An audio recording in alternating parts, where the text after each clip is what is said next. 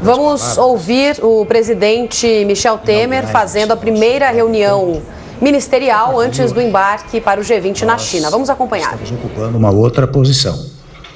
Evidentemente, já disse há pouco que, enquanto interinos, eu e todos vocês, nós todos agimos como se fôssemos titulares efetivos.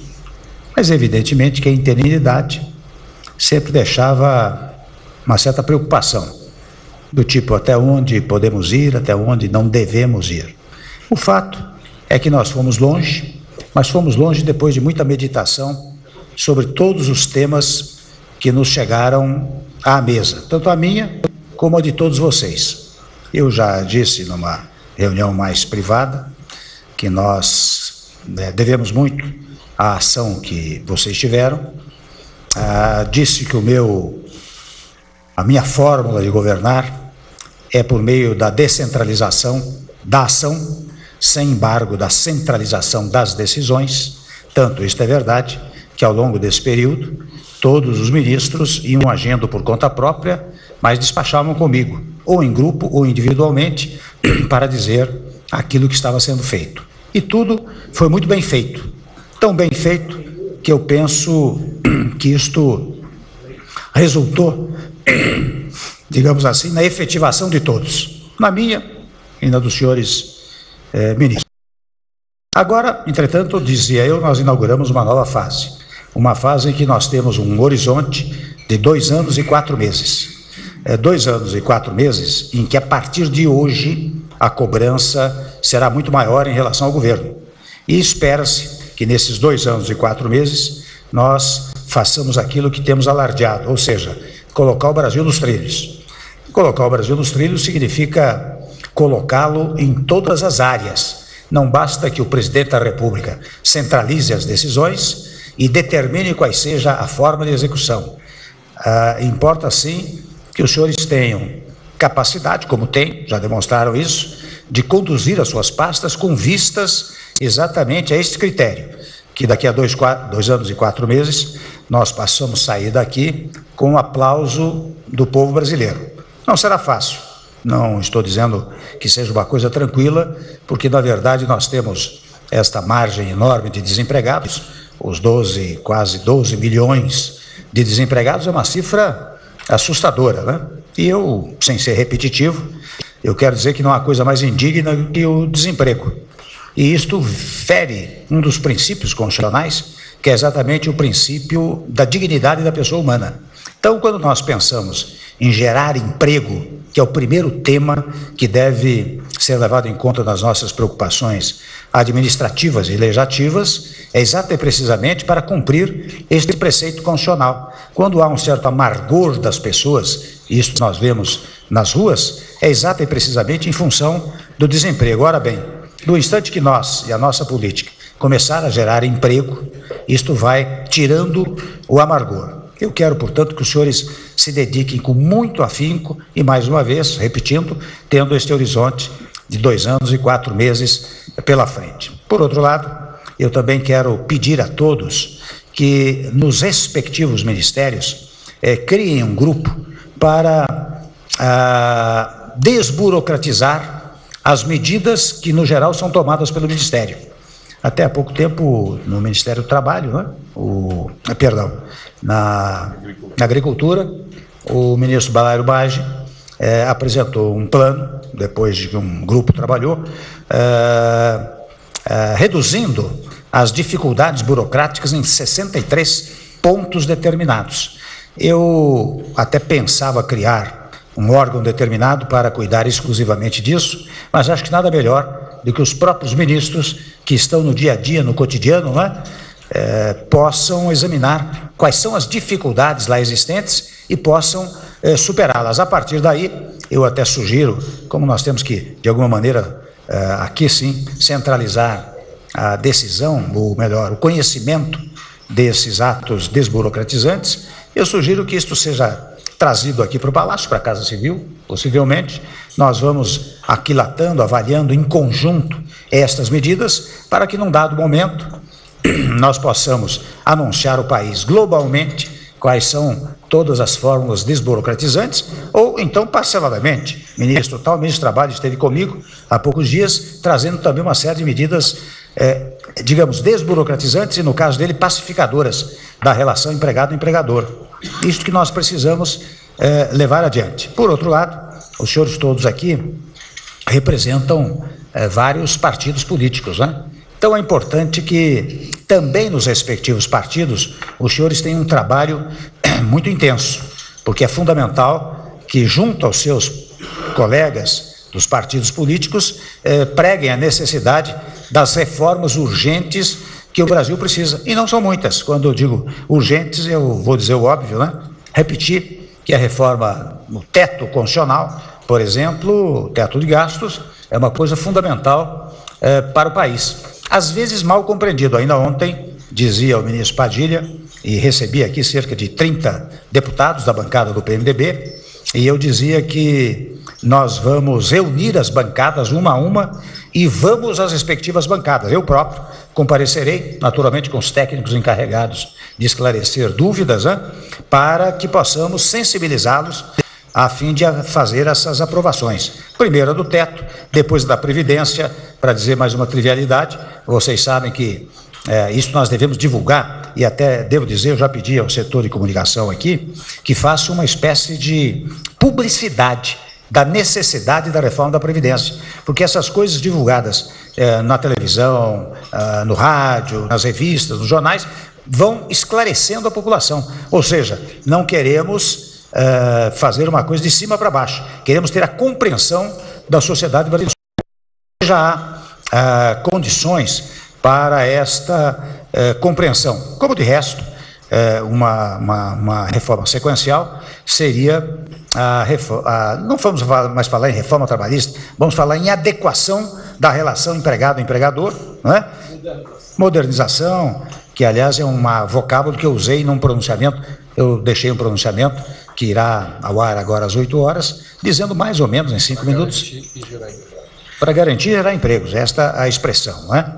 Então, nós precisamos que os senhores, junto aos seus partidos, eu proponho que façam reuniões de bancada ou compareçam à reunião de bancada para dizer da importância, porque nós somos uma coletividade partidária, não é um partido único que está no poder, em primeiro lugar. Em segundo lugar, não é um partido que está no poder e que despreza os demais, ao contrário, é um partido que está no poder e preza os demais partidos, e por isso quer que todos participem das políticas públicas do nosso país. O que mais se dizia no passado, e era extremamente desagradável, é que os partidos aliados não participavam da formulação das políticas governamentais. Isto eu não quero que aconteça no nosso governo. Como de resto, por mais que muitas vezes nós possamos, enfim, ter muito trabalho junto ao Poder Legislativo, eu quero que haja uma conexão permanente entre o Legislativo e o Executivo, porque isso também fortalece a democracia, porque toda e qualquer tese que muitas vezes eu vejo perfilhada até por articulistas dos jornais, né? Não, o governo propôs uma coisa, mas teve que recuar, etc. Primeiro que jamais houve recuo, ao contrário, nós fizemos grandes avanços, mas eu, por mais que se faça crítica, eu não vou abandonar a tese de que nós temos que dialogar com o Legislativo, insistentemente. Há certas coisas que não poderemos abrir mão, então nós temos que insistir junto às bancadas, e eu o farei pessoalmente, né, para que nós possamos ter a aprovação dessas matérias, pelo menos o teto ainda neste ano, e eu acho que há condições para isso. Nós temos tido o apoio extraordinário do Congresso Nacional. Ainda ontem nós votamos medidas provisórias lá na Câmara, acabamos de votar aquela lei complementar referentemente à repactuação da dívida com os estados, onde também se fixou um teto de gastos para os estados, mas nós temos tido uma extraordinária colaboração do Congresso Nacional. Mas o que eu peço, em palavras finais, né, que também cada um cuide da sua área, né? Que cada um cuide com afinco da sua área e se manifeste, dá entrevistas sobre sua área, né? Porque quando você fala sobre a sua área, você está divulgando o governo. Eu não tenho nenhum impedimento. Há governos que não gostam que os ministros se manifestem. Eu, ao contrário, eu acho que cada um aqui é um conjunto de pessoas que formam uma grei administrativa, né? De modo que, quando os senhores se manifestam, sempre é para prestigiar o governo. Evidentemente, também peço essa gentileza, que também revelem que isto é um ato do governo tal, né? É preciso enfatizar esse aspecto, porque senão parece que é uma coisa isolada, né? O ministro tomou uma medida por conta própria, o ministro tomou uma medida em face do conjunto governativo, que se inicia pela presidência da República, né? Então, é importante que nós todos façamos isto e possamos, com eu tenho bilateral. Primeiro, estou sendo gentilmente recebido, por provocação dele, pelo presidente da China, logo no dia 2, às 16h50. Então, preciso chegar a tempo lá, não é? Depois eu tenho bilaterais pedidas pelo primeiro-ministro da Espanha, primeiro-ministro do Japão, primeiro-ministro da Itália e príncipe herdeiro da Arábia Saudita, não é? São nossas bilaterais já marcadas. E depois temos o G20, onde estão as 20, pelo menos, mais expressivas nações do mundo. Nós temos assento no G20 e tive até a oportunidade, coordenado pela minha área diplomática e pelo Itamaraty, de nos manifestarmos nos 4 eventos que se darão no G20, ou seja, não faremos apenas um discurso, faremos 4 discursos nas 4 reuniões do G20, inclusive no almoço de uns poucos líderes, né? Então, eu quero que divulguem isso daqui, para não parecer também, foi a China passear, né? E não é exatamente isso, é o primeiro momento em que nós vamos revelar ao mundo esta unidade brasileira, né? E, ao mesmo tempo, já começar a tentar trazer recursos para cá. Nós vamos, na verdade, fazer muitas viagens para o exterior, com vistas a trazer recursos para cá, já que começa a ser debelado todo e qualquer preconceito contra recursos externos. Aliás, quando o ministro Serra assumiu as relações exteriores, nós dissemos, nós vamos ter uma política de universalização das nossas relações, para não segmentá-las ao ponto de dizer com um bloco tal, não. A função do Brasil é universalizar as suas relações, é o que nós estamos, na verdade, praticando. Então, em breves palavras, né, era isso que eu queria dizer, e importante também, digamos simbolicamente, que logo após a posse, né, e vocês viram que nós fomos muito bem, todos nós, né, fomos muito bem recebidos lá com muito entusiasmo, com muita alegria cívica, né? Isto tem que ser repercutido, tem que reverberar isso para mostrar, olha, há uma esperança do país, não é? Não chegou um vice-presidente que está cumprindo uma missão constitucional, não é? Ao contrário, sendo saudado, sendo enaltecido, sendo ressaltado. Isto que aconteceu lá hoje, que, convenhamos, me dá muito ânimo para prosseguir com muita propriedade nestes 2 anos e 4 meses. E no mais, também contestar a partir de agora, me lembrava o ministro Moreira, né? Essa coisa de golpista. De vez em quando você vai a um lugar, golpista, diz ele, golpista é você, que está contra a Constituição, né? Golpe é aquele que propõe a ruptura constitucional. Nós não estamos propondo ruptura constitucional. Aliás, sobre não propor ruptura constitucional, nós somos de uma discrição absoluta, todos nós. A partir de mim, nós tivemos a discrição absoluta. Jamais nós retrucamos palavras, imprecações que faziam em relação ao nosso governo, à nossa conduta. Então, uma discrição absoluta. Mas agora, nós não vamos levar ofensa para casa. Quer dizer, agora as coisas se definiram e, portanto, é preciso muita firmeza. E a firmeza, muitas vezes, vem pela elegância da conduta, não vem pelo xingamento ou pela agressão, né? O que todos são aqui são elegantes, mas é preciso firmeza, digo eu. E firmeza para quando dizer golpista é quem derruba a Constituição, quem quer violar o texto constitucional. E vocês sabem que no plano internacional eles tentaram muito e conseguiram, até com algum sucesso, propor, dizer que aqui no Brasil houve golpe. Um golpe que durou, hoje é 108º dia de processo do impedimento, com defesa, 40 testemunhas de um lado, 40 testemunhas de outro lado. Presidido pelo presidente do Supremo Tribunal Federal. Perdão? Judiciário presidindo o Supremo Tribunal Federal, o presidente do Supremo Tribunal Federal. Então nós precisamos responder. Agora falou, nós respondemos. Não pode deixar uma palavra, porque senão eles tentarão desvalorizar. Especialmente agora, sem entrar no mérito, em que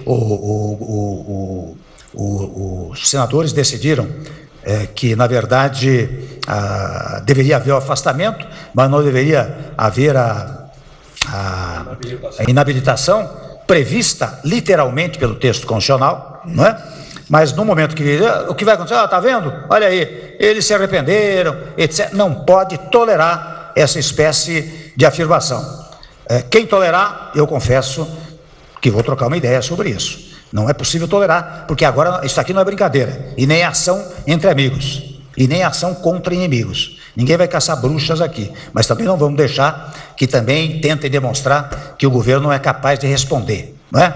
Hoje nós tivemos um pequeno embaraço, até na base governamental, em face de uma divisão que lá se deu. É outra divisão também inadmissível. Se é governo, tem que ser governo. Não é?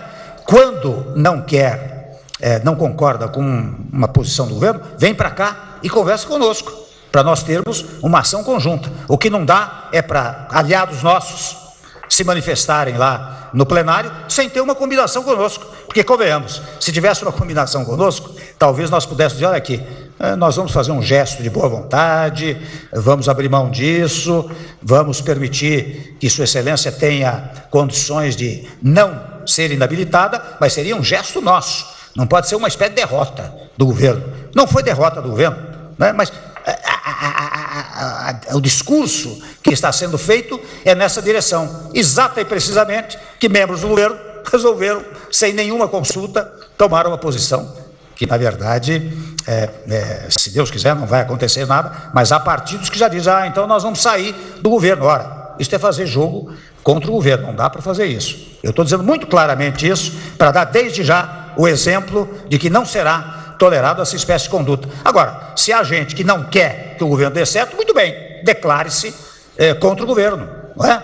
Não pode tomar atitudes que desmereçam a conduta governamental. Então, eu quero, antes de partir lá para a China, né, com vários ministros, colegas, né, eu quero deixar este recado muito evidente e agora também muito rapidamente, se alguém quiser se manifestar, tem a palavra.